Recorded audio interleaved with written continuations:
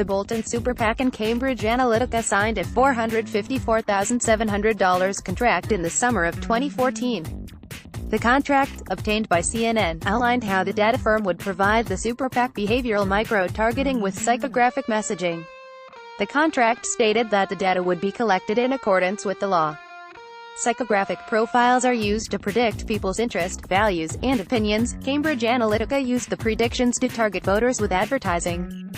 The predictions were based on Facebook data that Cambridge University scientist Alexander Kogan sold to Cambridge Analytica, according to Christopher Wiley, who worked for the company in 2014, and another person who worked for the company but does not want to be named. Kogan told CNN that he provided Cambridge Analytica with data on 30 million Americans. Facebook said in doing so, Kogan lied to them and breached its policies. Kogan said he believed he was acting within Facebook's guidelines. The Super PAC and Cambridge Analytica say they were unaware the data shared with them was in violation of Facebook policy. The Bolton PAC was one of the first beneficiaries of the data, both sources said, and Cambridge Analytica used the data to help produce ads for the Super PAC.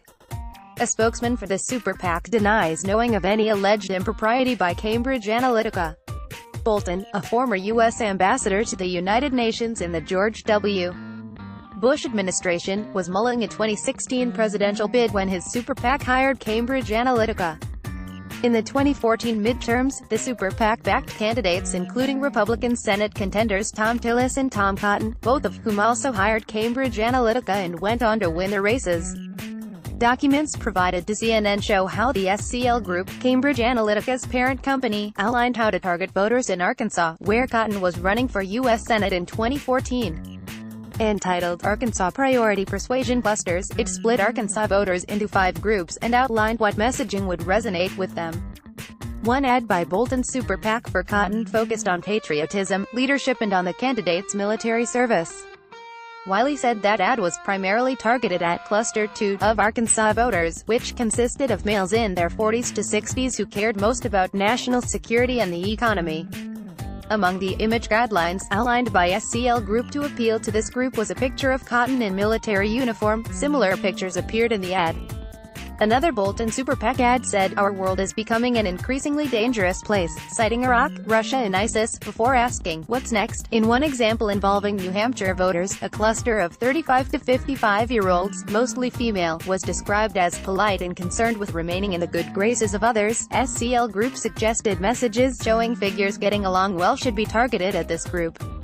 Wiley said that messaging was designed to exploit people's mental vulnerabilities. Cambridge Analytica was the brainchild of conservative billionaire Robert Mercer and conservative activist Steve Bannon, who later helped run the Trump campaign and served as chief strategist in the White House. Federal Election Commission records show Bolton Super PAC paid Cambridge Analytica more than $340,000 during the 2014 midterm election cycle. Mercer donated $1 million to the Super PAC in that same period.